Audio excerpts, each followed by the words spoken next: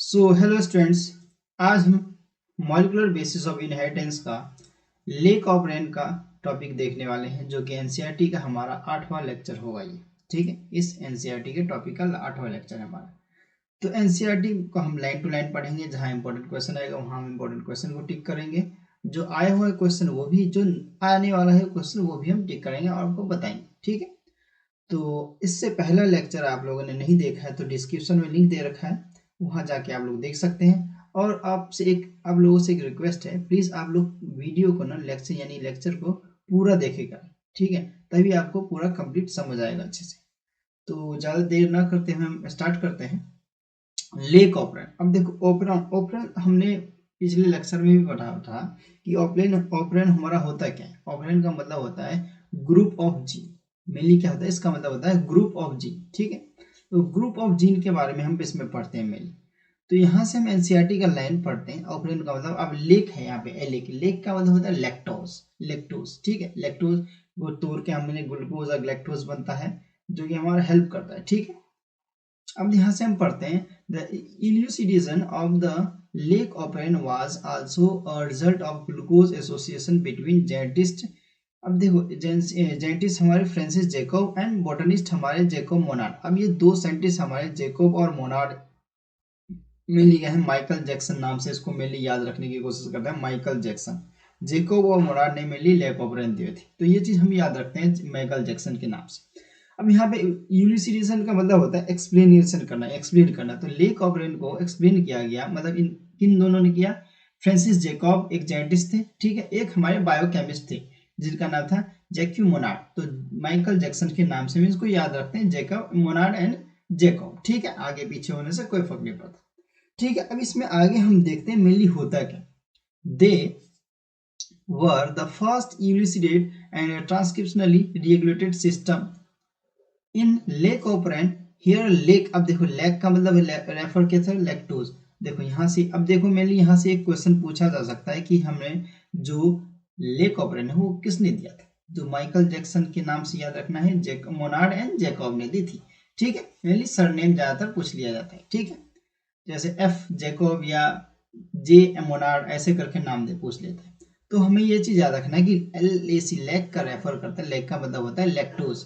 ठीक है, अब ये पॉलीसिस्टर्निक स्ट्रक्चरल जीन से मतलब क्या होता है। अब हमने पीछा, आप लोगों ने पिछले के लेक्चर नहीं देखा होगा, यानी पीछे का जैसे हमारा 6 लेक्चर है, 7 लेक्चर है, वो आप जरूर जाके देखें। हमारे पास प्ले लिस्ट बना हुआ है हमारे चैनल पे, उसमें आप जाके पूरे के पूरे 7 लेक्चर देखें। ये हमारा 8वां लेक्चर है। ठीक है, तो उसमें हमने बात कर रखी है, शायद आई थिंक 6 लेक्चर में हमने बात कर रखी है पॉलीसिस्टोनिक एसिड के बारे में, सिस्टोनिक स्ट्रक्चर जी के बारे में, जिसमें मोनोसिस्टोनिक और अब देखो मोनोसिस्टोनिक की बात कर लेते हैं। मोनो सिस्टोनिक स्ट्रक्चरल जीन होती है हमारे पास, स्ट्रक्चरल जीन होता है। अब ये होता है हमारे किस में, ये होता है हमारा प्रोकैरियोट्स में होता है, मेनली प्रोकैरियोट्स में होता है। आई यानी ह्यूमन, प्रोकैरियोट्स नहीं, यूकैरियोट्स में होता है, मेनली यूकैरियोट्स में होता है, यानी ह्यूमन में। ठीक है, अब हमारा जो पॉली का मतलब, अब देखो मोनो का मतलब क्या होता है, मोनो। मोनो का मतलब भी होता है सिंगल। अब पॉली का मतलब होता है POL, पॉली का मतलब होता है मेनी। तो पॉलीसिस्टोनिक स्ट्रक्चरल जीन की बात करते हैं। स्ट्रक्चर ये हमारा किस में होता है, प्रोकैरियोटिक में होता है। वो हमारा यूकैरियोटिक में होता है, ये प्रोकैरियोटिक में होता है। ये हमारे मेनली जैसे बैक्टीरिया एग्जाम्पल लेते हैं, बैक्टीरिया हो गया, इन सब में होता है। ठीक है, तो ये चीज हमें यहाँ पे देखना है। ये चीज हम पहले भी पढ़ चुके थे, इसको हम इरेज कर लेते हैं। ठीक है, ये चीज हम पहले देख चुके हैं। फिर हम आगे पढ़ते हैं यहाँ पर।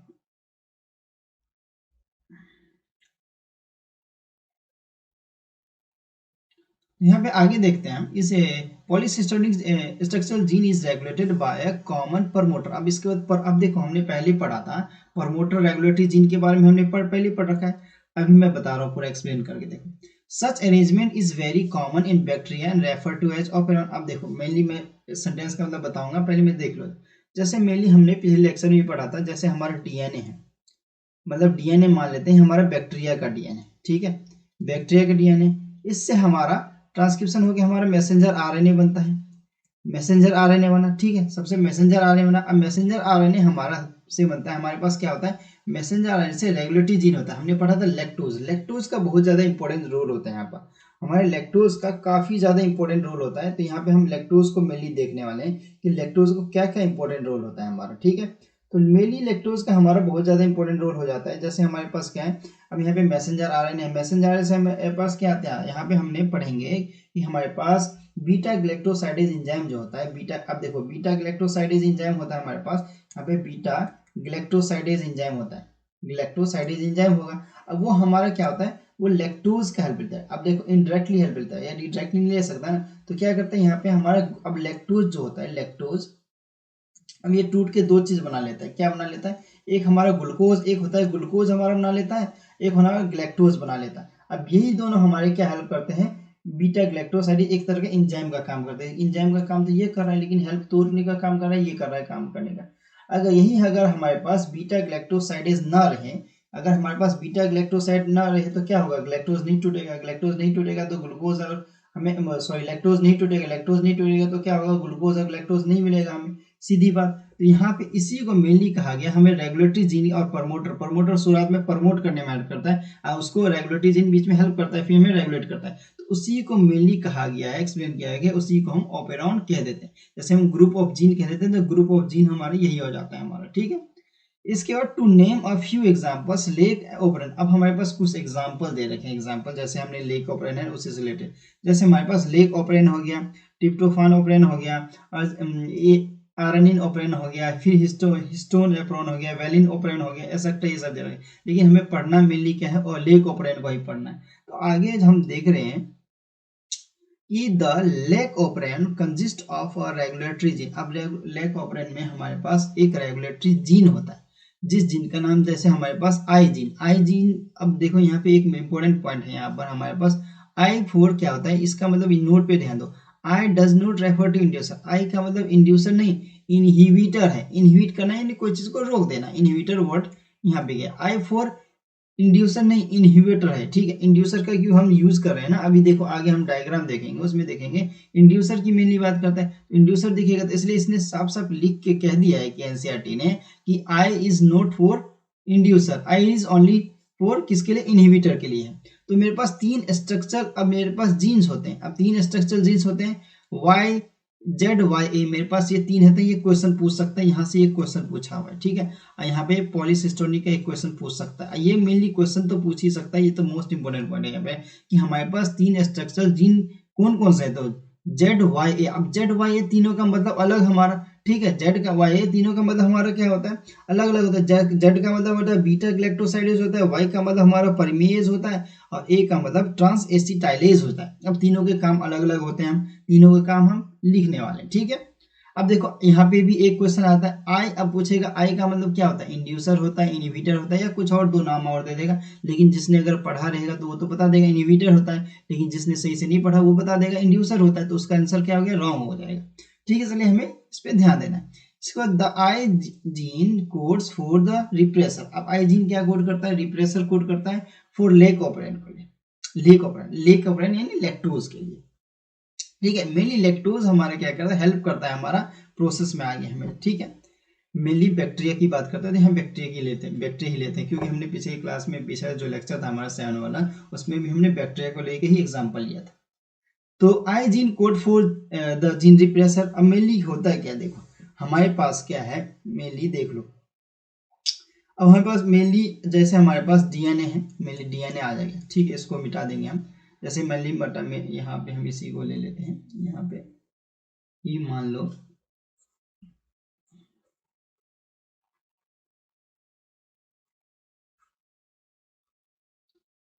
मेनली मान लो हमारे पास डीएनए, ठीक है। डीएनए से हमारा क्या बना, मैसेंजर आरएनए बना है, ट्रांसलेटरेड से, ठीक है। अब ये हमारा क्या होगा, यहाँ हमारा काम करेगा कि यहाँ पे देखो साफ साफ लिखा है ना, तो आई gene code for the repressor of lake.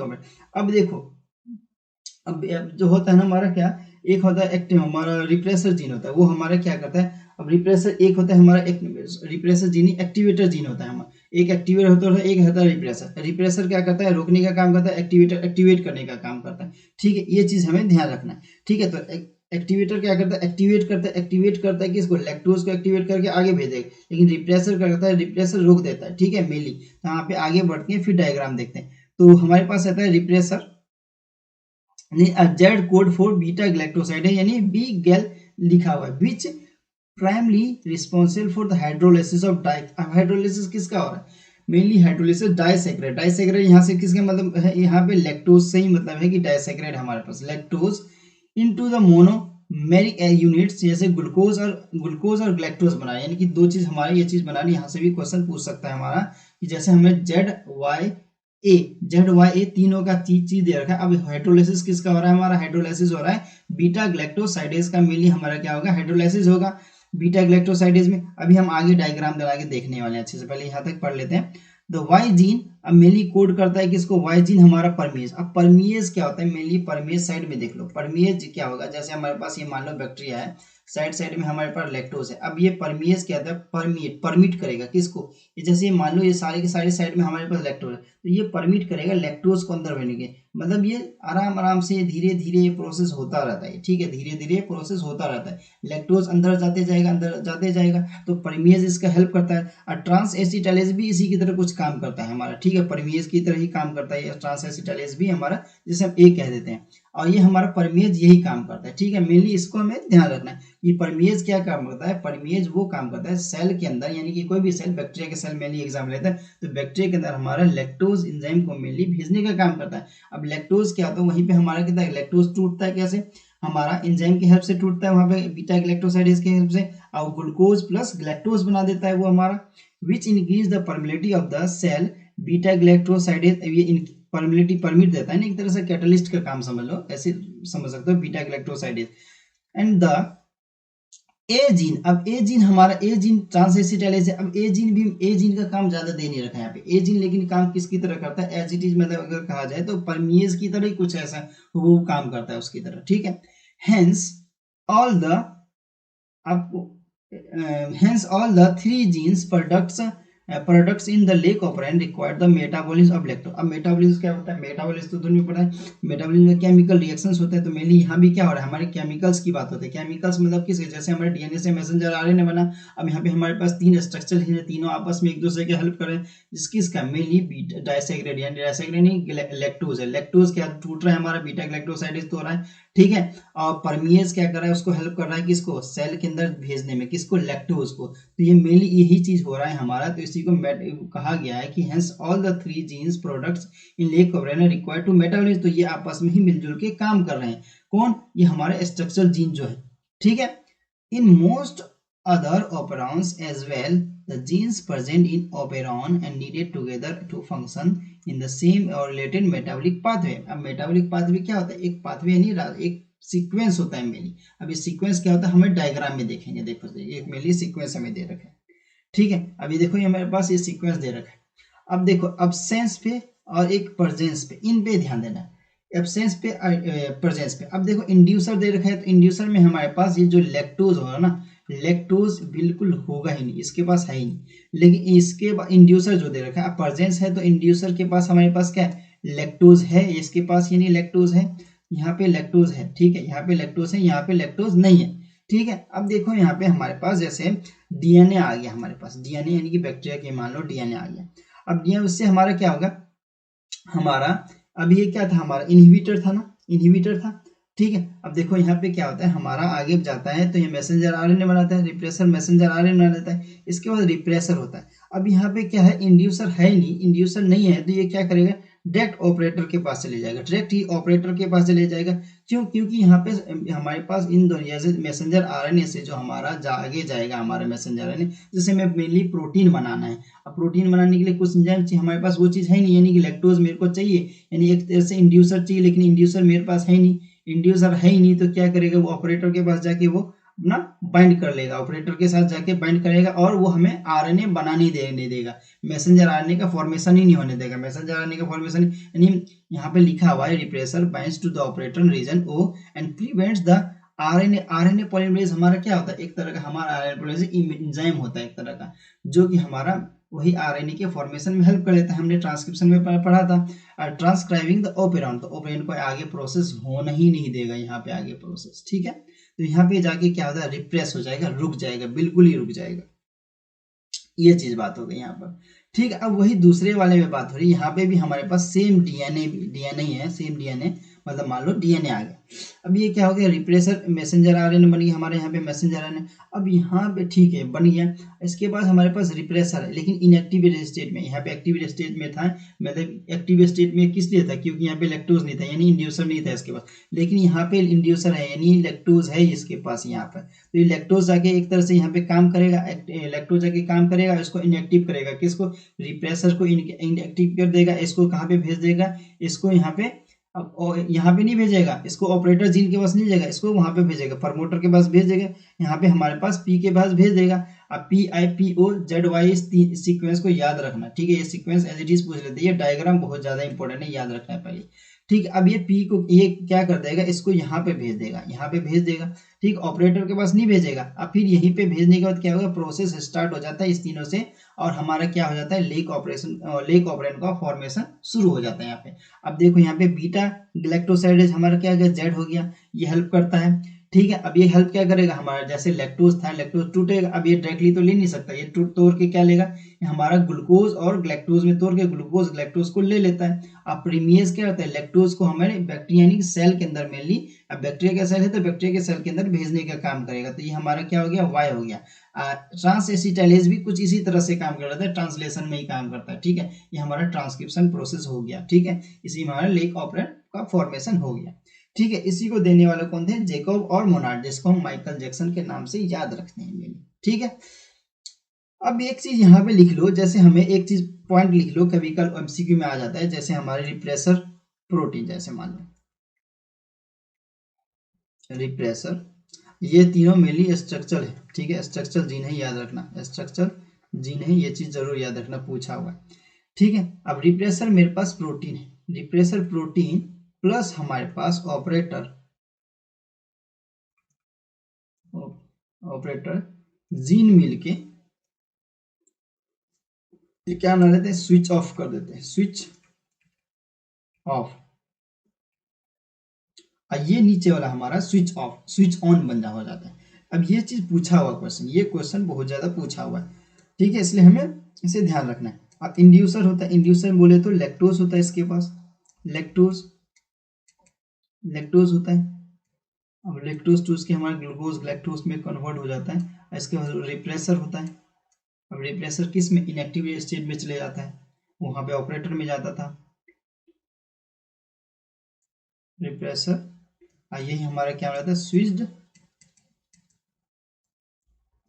On हो जाता है, ठीक, ये चीज होता है हमारा, ठीक है। मेनली ई कोलाई की बात होती है यहाँ पे, ई हम कुछ भी लेते हैं ना बैक्टीरिया हमारे, यानी ई कोलाई की बात करते हैं हम, यहाँ पे ई कोलाई में ही सारा चीज हो जाता है, ये जितना भी लैक्टोज का ब्रेकडाउन हो रहा है हमारा, तीनों के तीनों एंजाइम का, हमें जैसे बीटा ग्लैक्टोसाइडेज परमीज, तीनों के तीनों हमारा एक तरह से इंजाइम है, ठीक है, यानी स्ट्रक्चर जीन है हमारे इंजाइम एक तरह से, तो तीनों का तीनों हमारा ई कोलाई के अंदर ही काम होता है। इस क्वेश्चन पॉइंट को आप लिखना चाहते हो तो लिख भी सकते हो, ठीक है, मैं साइड में लिख दूंगा अभी, ठीक है।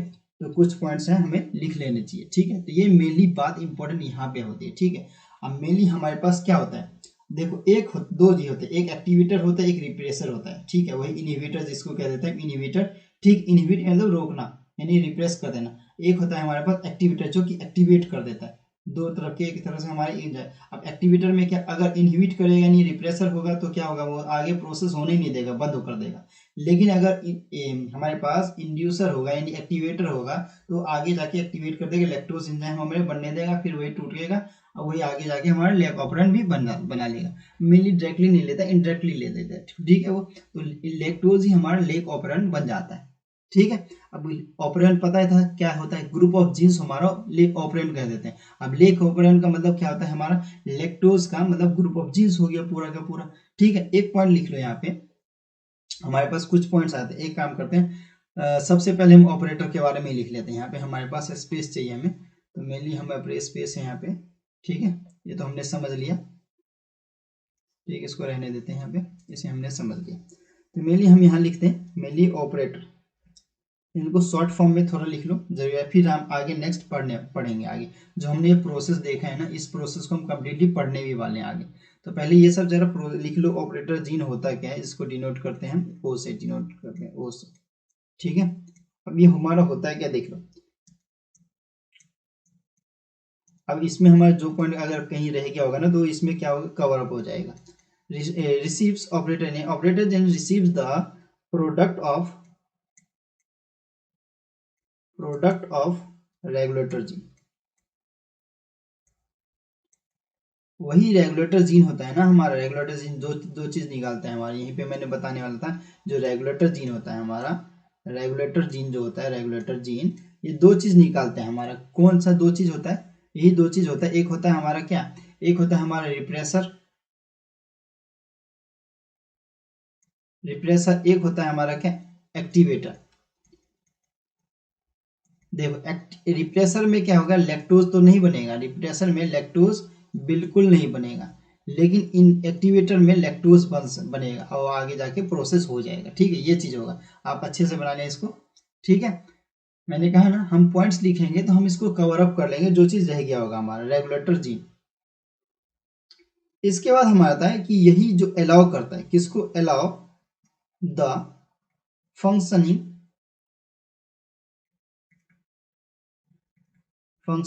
Of operon.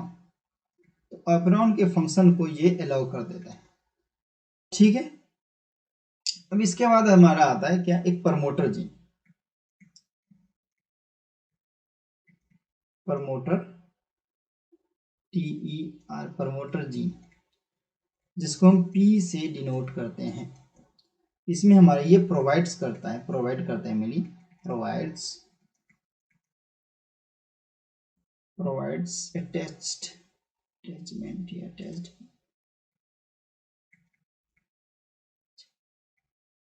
अटैचमेंट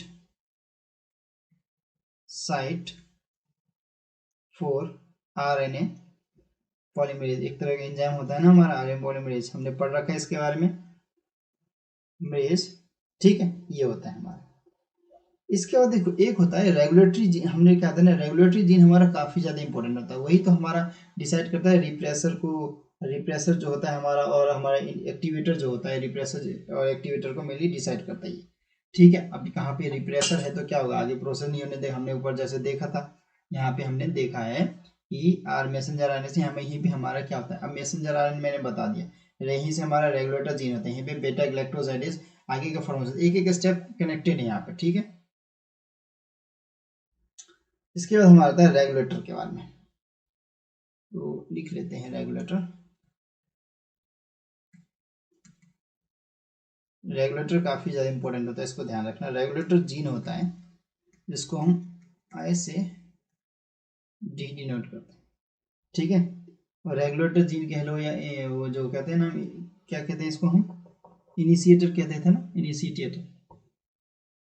यहाँ पे लिखा हुआ है इनिवेटर, ये अलग है। रेगुलेटर जीन हमारा हो गया। ये क्या कंडेंस करके रखता है, कंट्रोल्स, ये कंट्रोल करता है, कंट्रोल्स यानी रेगुलेट करता है ना, तो controls the activity of operator gene.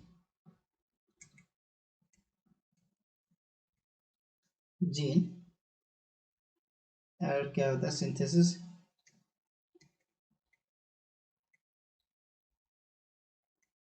Of A bio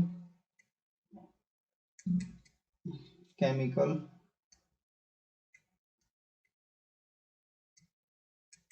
regulator protein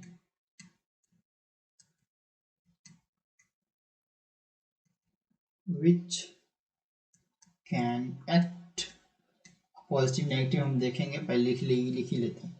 positive which can act positively activator और दूसरा नेगेटिवली रिप्रेसर। बहुत इंपॉर्टेंट पॉइंट। यही प्रोसेस धीरे धीरे होता रहता है मेनली प्रमोटर के अंदर। Synthesis all time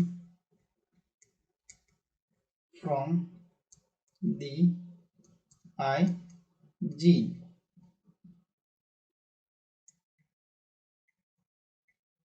constitute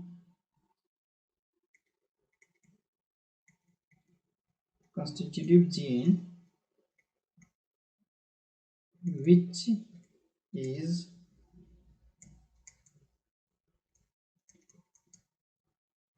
functional always. ठीक है, ये हो गया हमारा।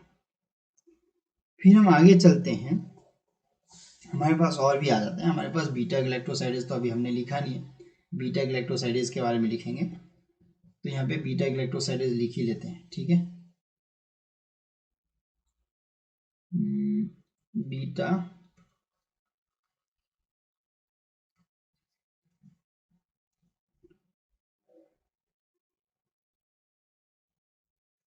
इसको मेनली डिनोट करते हैं जेड से।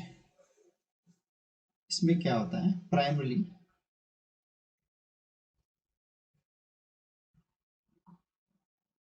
ऐसे हम इसको देख ही चुके, इसको हम यहाँ पे एनसीईआरटी के लाइन में देख ही चुके। मैं एक बार आपको दिखा देता हूँ। यहाँ पे देखो, मेनली एनसीईआरटी के लाइन में हमने इसको देख ही रखा है, तो एक बार यहाँ पे देख लेते हैं दोबारा।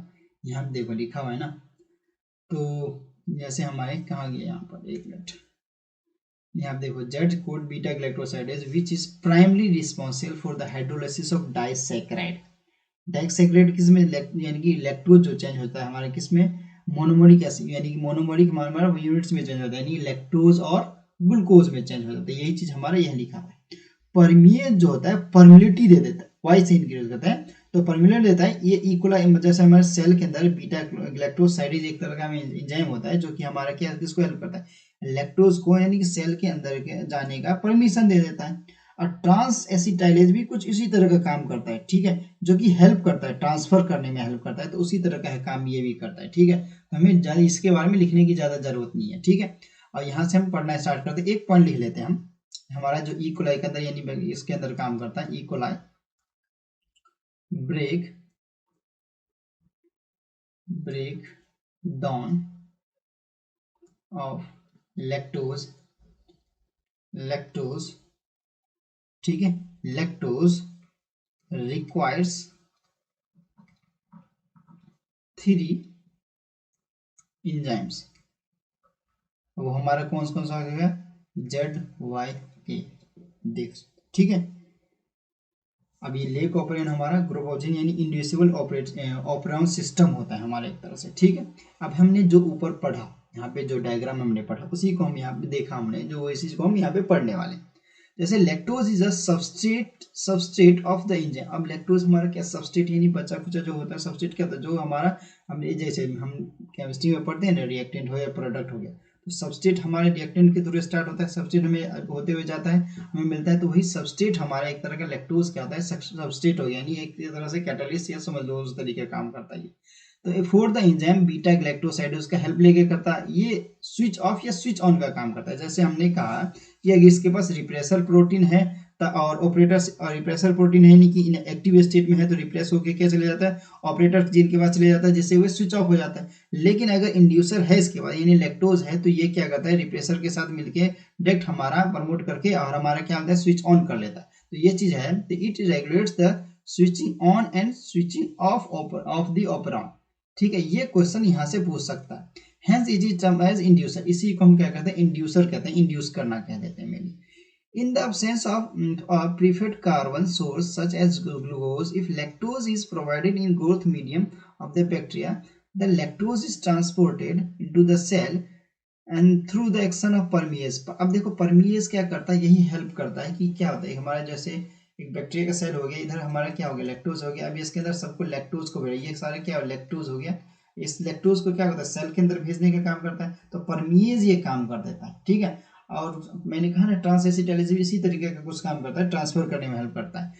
ठीक है, टी से ट्रांसफर, टी से ट्रांस एसिटाइलेज। ठीक है, तो परमीज ये करता है। अब यहाँ पे लिखा हुआ है, रिमेंबर, याद रखो कि ये काम बहुत धीरे धीरे होता है।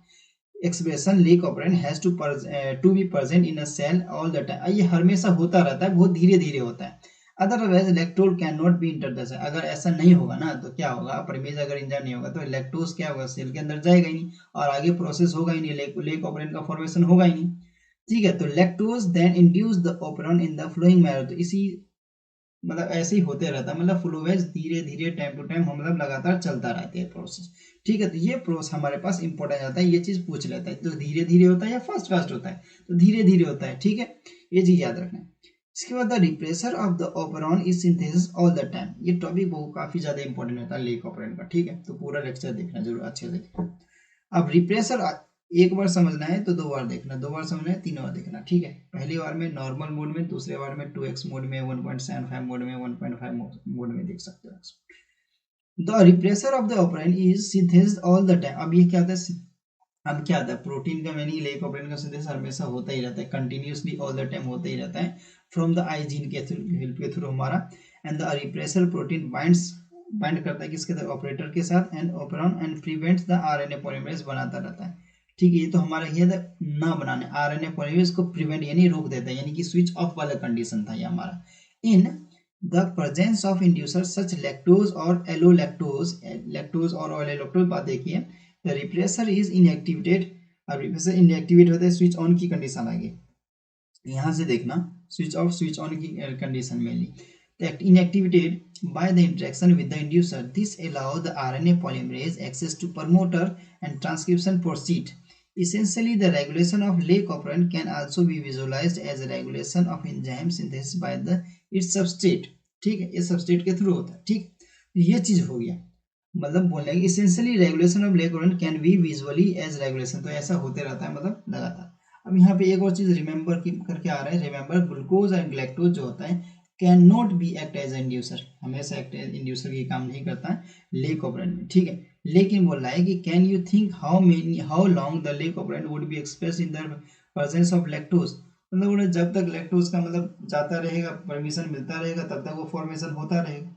ठीक है, जब तक जाता रहेगा, जब तक परमिशन मिलता रहेगा, तब तक वो काम होता रहेगा। ठीक है, तो इसका आंसर यही है। Regulation of lac operon is replaced by the negative, बहुत इंपॉर्टेंट पॉइंट क्वेश्चन पूछा गया। ठीक है, बहुत इंपॉर्टेंट क्वेश्चन पूछा गया, तो नेगेटिव रेगुलेशन होता रहेगा। ठीक है, यानी कि किसकी मैं बात कर रहा है, अब लिखा हुआ है द लेक ऑपरेंट रिप्लेस यानी रुक जाएगा, मतलब हमारा स्विच ऑफ वाली कंडीशन में हमारा क्या होता है नेगेटिवली, लेकिन lac operon under control of positive regulation as well as by the scope discussion level, तो इसको आगे भी जाके पढ़ेंगे आगे हायर क्लास में, लेकिन नेगेटिव पॉजिटिव हमने ऐसे आपको बता दिया, आप देख लो।